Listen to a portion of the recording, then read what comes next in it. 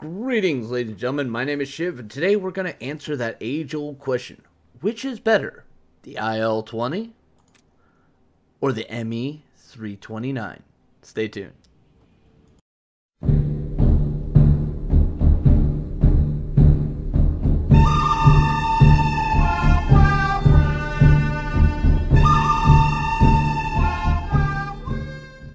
Alrighty, so let's get to this, shall we?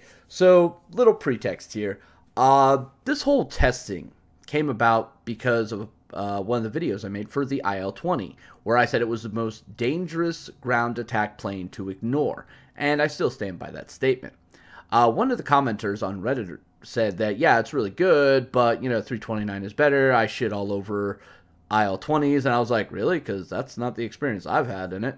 Most of the players that I know generally can't kill me, and if they do try, I normally can use a combination of my rear gun and front guns to completely shrek the hell out of them. And in many cases, I'll just ram right through them because I have the life superior advantage over them, which is true. It's like almost 500 plus points difference there. But he made a lot of fair points, and I really wanted to test this and see exactly, which was better. Because, unfortunately, in games like this, you always want to know who's top of the tier in certain departments. And since this game runs several different classifications of planes, you always want to see who's best in what. Sadly, though, bombers, there is only one good in one of the three tiers. But you always want to know what's the best multi-role for the tier, what's the best fighter in the tier, what's the best ground attack in the tier. And most of the time, you can argue and say it's always going to be Russian for the ground attack. But I don't like just settling for that. It's always just going to be Russian because, Wargaming is very biased to the Russian products that they put out there. Anybody who's played World of Tanks knows this to be a fact. However, when you get to World of Warships, it's a little hit or miss on there. They have some really OP Russian made ships there that shouldn't be nearly as good, or they get a lot of advantages like, when you see it on screen, it's a lot smaller than it should be, even though it had the same exact dimensionality of this ship, which you could see a lot better, etc., etc., etc. A lot of different things there. But not wanting to, just automatically say, yep, it's Wargaming bias. I really wanted to actually do the testing. So we took a look at a few specific categories, and what we did was we did 10 games in each of the planes, and we recorded the results in these specific categories, because that's what actually matters. All right, so the categories are games, win or loss, we did a percentage off that. Combat points, we did an average on that. Mastery points, did an average on that. Epic medals, just total amount we got during the testing.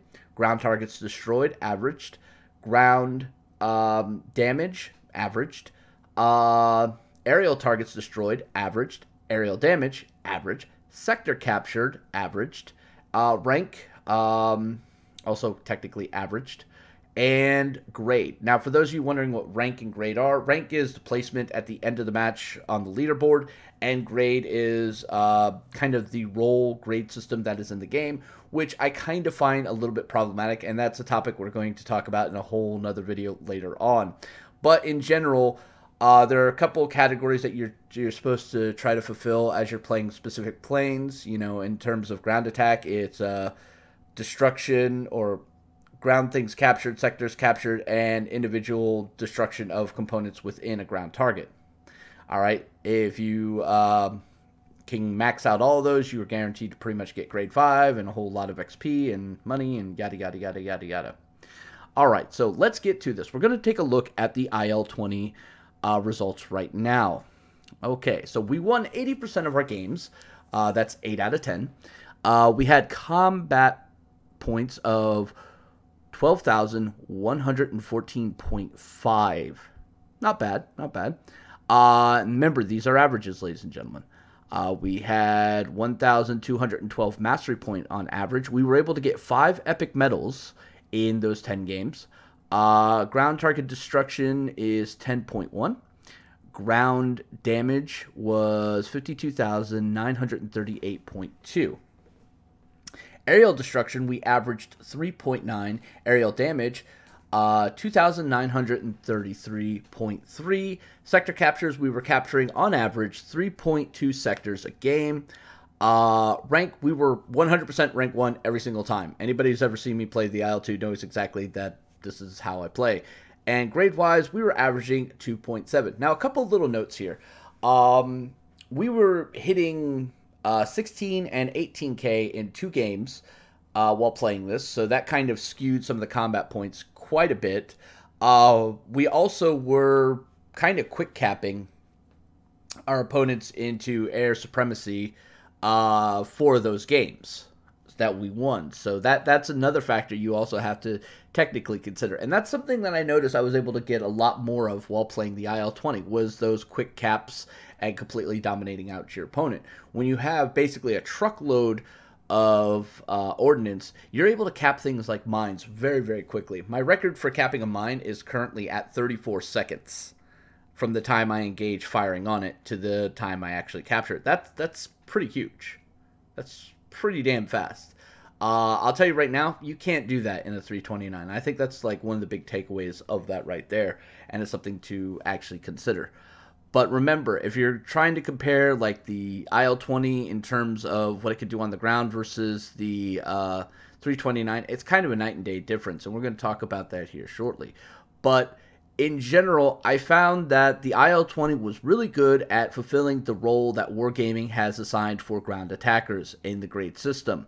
And because of that, it is a lot more consistent in hitting, the grade 3, grade 4, grade 5, getting a decent XP layout, getting a decent money layout, which is kind of like the big thing there, It's really is kind of the most important thing when you're playing a ground attacker, because it's a slow grind. There's automatically an XP differential that you get from playing ground attackers because you're not generally attacking too many planes, so the amount of XP you're going to get is quite reduced, especially for this tier. If I'm in a multi-role, I can pull 4 or 5K quite easily on a loss that I'll be looking at about 3.5K. In ground attackers, it's a little bit difficult to hit that 5K. You really have to go balls to the wall and hit everything and get a lot of aerial kills, which isn't always the case, especially in IL-20, to get anywhere near that. But any kind of fighter, though, it has a much easier job. So, yeah. But those are the stats for the IL-20. It's a great plane, all right? I want to state that. All the planes that we're going to be talking about are great. They really are, and I had a lot of fun playing them. So we'll finish up on this footage and wait till we get to the 329, which should be here shortly.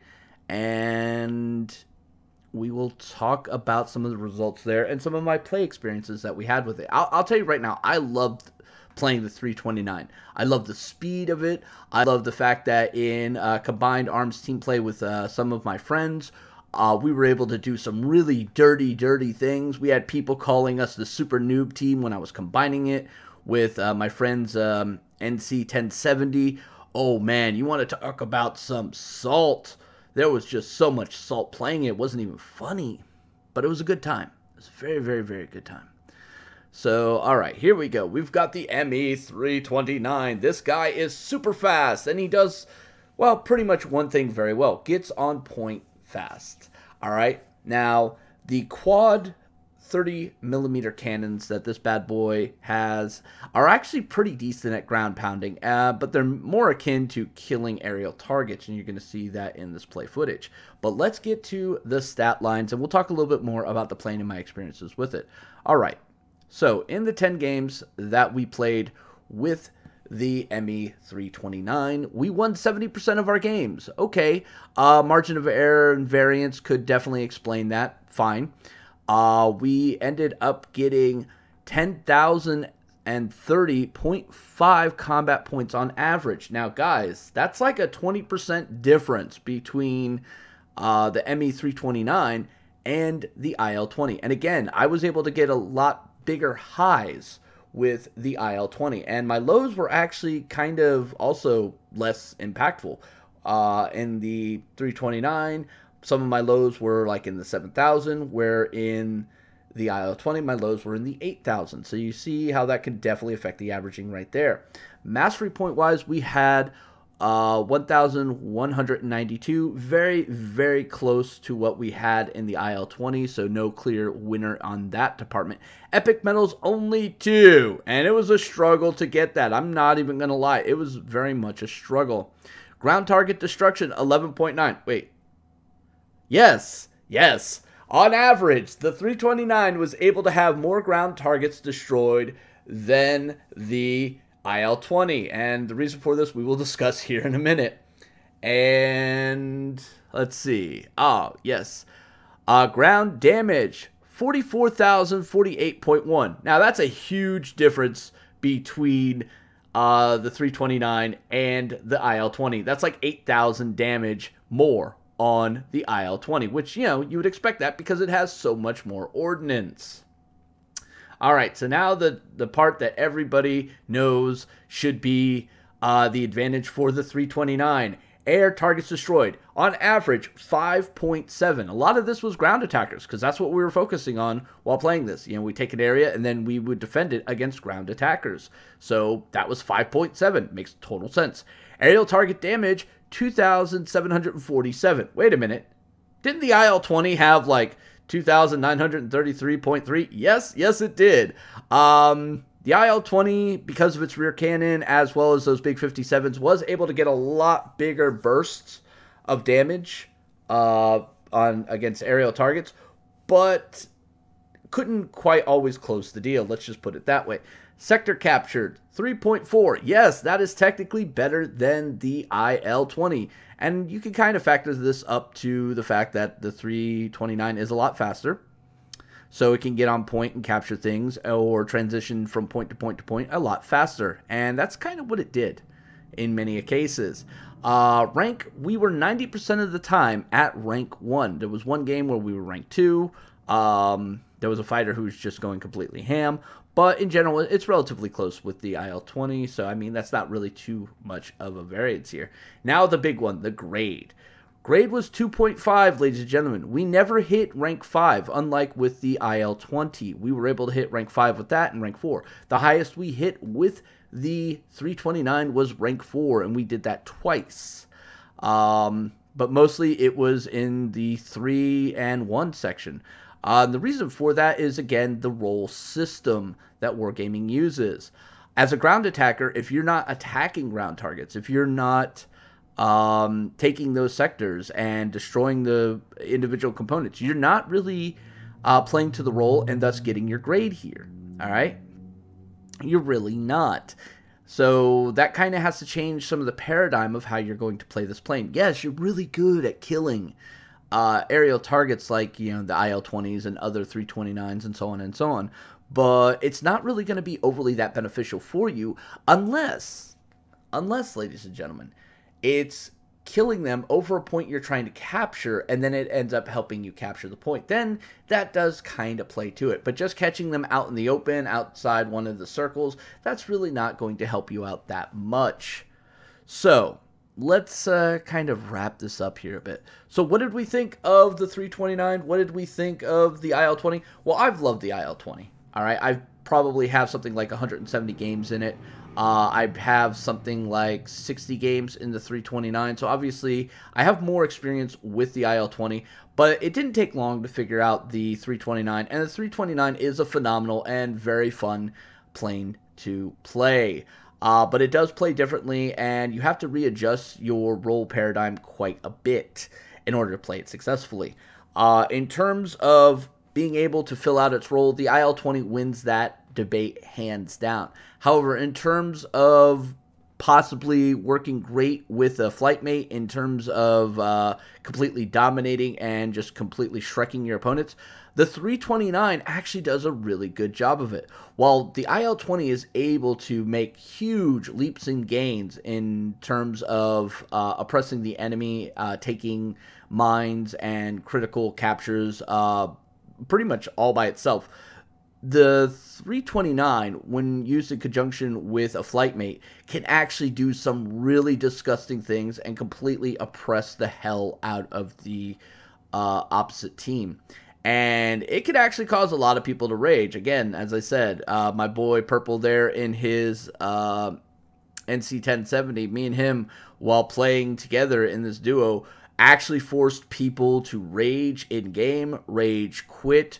While working together, we were able to get to points quicker than anybody else.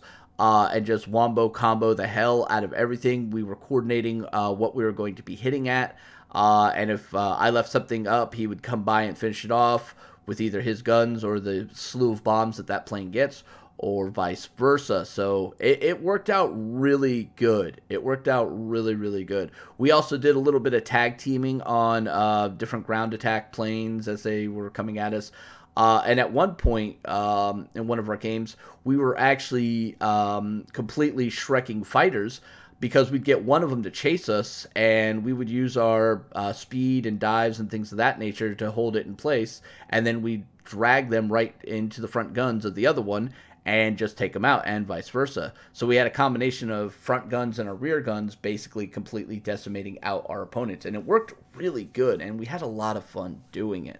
So which is better, the 20 or the 329? Well, guys, the answer is they're both phenomenally good. Neither one is better than the other. They have their own unique playstyles and their own unique roles to play. So if you were trying to figure out which one you wanted to go down for a ground attacker, try them both. You will love it. If you want something that's fast, nimble, maybe not able to really pound the ground that much, but at least has the ability to defend itself decently, then the 329 is your answer. But if you want a solid ordnance workhorse that is built like a brick shithouse, then you go the IL-20. And once you learn how to play that IL-20, you can decimate the hell out of your opponent consistently.